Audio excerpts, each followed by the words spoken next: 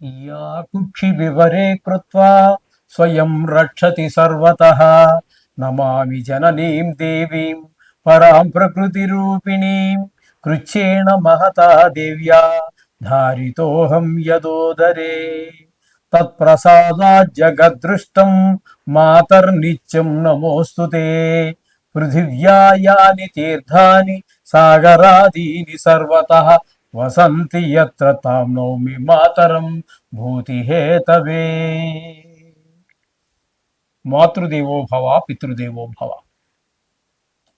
ఇప్పుడు మనము ఫిబ్రవరి నెల 2026 సంవత్సరంలో 1వ తారీఖు నుంచి 15వ తారీఖు వరకు, యాక్చువల్లీ నిజానికి ఫిబ్రవరి నెల 28 రోజులే పక్ష ఫలితాలు అన్నప్పుడు 14 రోజులు చెప్పుకోవాలి.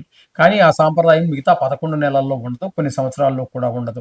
కాబట్టి ఈ మనము 15 రోజులుగా పక్ష ఫలితాలుగా ద్వాదశ రాశుల వారికి ఏ ఏ ఫలితాలు ఏ విధంగా ఉంటాయో సశాస్త్రీయమైన పద్ధతిలో తెలుసుకునేటటువంటి ప్రయత్నం చేద్దాము.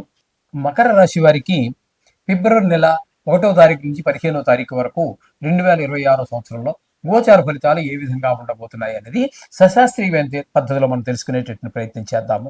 ఇక్కడ మకరంలోనే 4 గ్రహాల యొక్క సంచారం జరుగుతోందండి.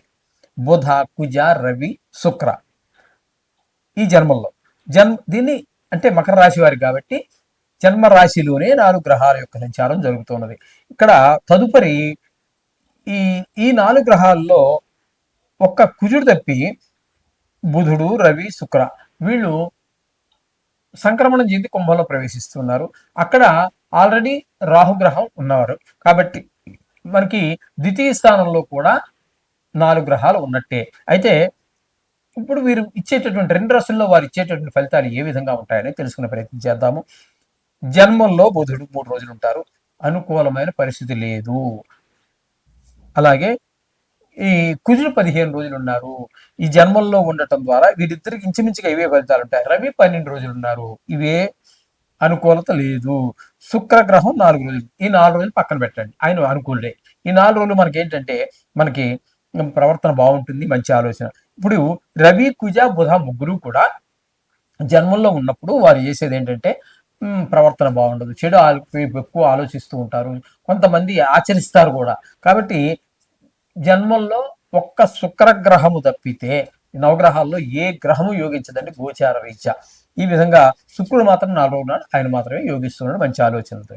ఇక ఈ శుక్ర, రవి, బుధ కుజుని తీసేది 15 రోజులు ఇక్కడ ఉండిపోయారు కాబట్టి ఇక ఈయన మారే ప్రసక్తి లేదు. వీరి శుక్ర, రవి, బుధ ఈ 3 గ్రహాలు కూడా సంక్రమణం చెంది ద్వితీయంలో ప్రవేశిస్తున్నారు. ద్వితీయంలో 11 రోజులు శుక్రుడు ఉంటాడు. శుక్రుడు ద్వితీయంలో మంచి ఫలితాలను ఇస్తారు. అంటే కుటుంబానికి, ధనానికి కానీ, మాటలో కానీ ఆహ్లాదకరంగానేటువంటి విషయాల్లో లోటు రానివ్వకుండా చూస్తారు. అలాగే నేత్ర వ్యాధులు ఉన్నట్టయితే వారికి అనుకూలమైన ఫలితాలు కూడా మనకి ఇవ్వబోతున్నారు శుక్రుడు. ఇకపోతే రవి జన్మలో మంచి ఫలితాలు ఇవ్వరని చెప్పుకున్నాం కదా. అలాగే రవి కూడా 3 రోజులు సంక్రమణం చేసి కుంభంలో ప్రవేశించి అక్కడ ద్వితీయ స్థానంలో ఆయన కొంచెం ధనానికి, వాక్కు వీటన్నిటికీ ఇబ్బంది కలిగిస్తుంటాడు. కుటుంబంలో కూడా ఆహ్లాదం ఉండదు. నేత్ర కారకుడు కూడా కాబట్టి కంటి జబ్బులు ఉన్న వారికి కొంచెం ఎక్కువ ఇబ్బంది పడే పరిస్థితి కూడా ఉంటుంది. అలాగే బుధుని యొక్క సంచారం తీసుకున్నట్టయితే ద్వితీయ స్థానంలో 12 రోజులు పర్వాలేదు.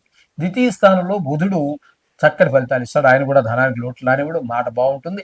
బుధుడు మామూలుగానే ఆయన పేరే సౌమ్యుడు సంస్కృతంలో, అంటే నిదానంగా ఉండేవాడు. అంచేత మాట తప్పకుండా మాట నిదానంగా ఉంటుంది. బయట కూడా చూడొచ్చు, మనం ప్రపంచంలో కూడా మనం చూడొచ్చు.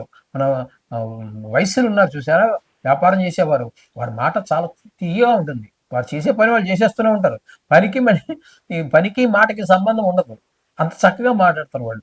ఆ విధంగా బుధుడు 12 రోజులు అనుకూలమైన ఫలితాలే ఇస్తూ ఉన్నారు. అంటే ఇక్కడ ద్వితీయ స్థానంలో ఆల్రెడీ అంటే సంక్రమణం చెందకుండా ఉన్నటువంటి గ్రహం ఒకటి రాహు గ్రహం ఉంది. ఈయన కూడా కుటుంబానికి, ధనానికి ఇబ్బంది, అదే కుటుంబంలో ఆహ్లాదం లేకపోవడం, మాటలో కఠినత్వం, ఇవన్నీ కూడా మనకి ఈ రాహు వల్ల కూడా కనపడుతున్నాయి. అంటే మనకి ఇక్కడ చెప్పుకోవాల్సింది ఏంటంటే, పూర్తిగా చెప్పుకోవాలంటే ఒక్క శుక్రుడు అండి, శుక్రుడు 15 రోజులు అనుకూలుడే. ఇకపోతే ద్వితీయ స్థానంలో బుధుడు కొంత అనుకూలత 12 రోజుల పాటు. అలాగే వీరికి శని తృతీయ స్థానంలో ఉన్నారు. శని పూర్తి శుభుడు, అందరి యొక్క సహాయ సహకారాలు తెలిసిన వారు తెలియని వారు మనస వాచ కర్మణ ఉమ్, మీరు అడిగినా కొంతమంది అడగకపోయినా కూడా మీకు ఏదో సహాయం మన సవాచ కర్మణ ఏదో ఒక విధంగా మీకు సహాయపడుతూ ఉంటారు. తద్వారా శని భగవానుడు మీకు చాలా మంచి ఫలితాలని ఇవ్వబోతూ ఉన్నారు. అట్లాగే ఇక్కడ 6వ స్థానంలో గురు సంచారం జరుగుతోందండి. గురువు షష్టమ స్థానంలో గోచార రీత్యా శుభ ఫలితములను ఇవ్వజాలరు. కాబట్టి అక్కడ మనకి జరిగేది ఏంటంటే కొంత అనారోగ్యాలు, అలాగే డబ్బులు రుణం ఎవరికో అప్పుబడమో తీర్చలేకపోతాము, లేదు ఎవరో రుణం కోసం మనం ప్రయత్నిస్తాము, దొరకడం కష్టం.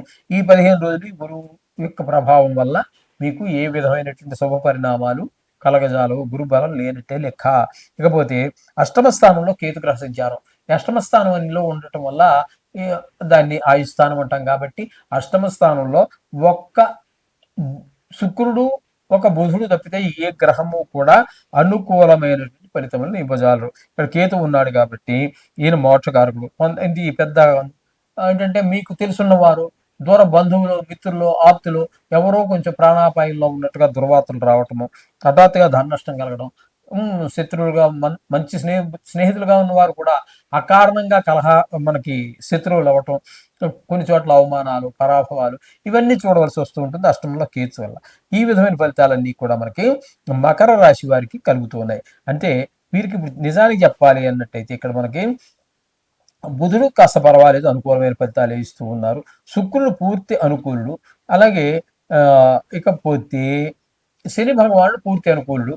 అలాగే ఇక ఏ గ్రహం అనుకూలత లేదండి.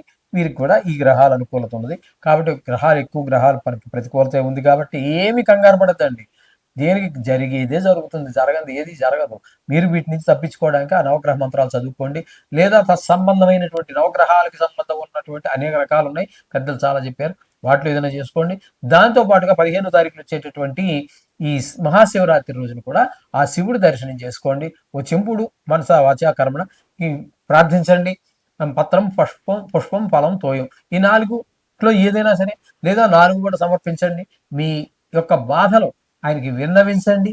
తప్పకుండా ఆయన బోలాశంకరుడు. ఒక్క నమస్కారానికే ముగ్ధుడైపోయి కోరిన వరాలు ఇచ్చేటటువంటి మహానుభావుడు మనకు ఉన్నటువంటి ముక్కోడి దేవతల్లో. కాబట్టి ఆ శివరాత్రిని మీరు సద్వినియోగపరచుకోండి. అనేక కష్టాల నుంచి మీరు బయటపడవచ్చు ఈజీగా, సునాయాసంగా. శుభం భూయాత్.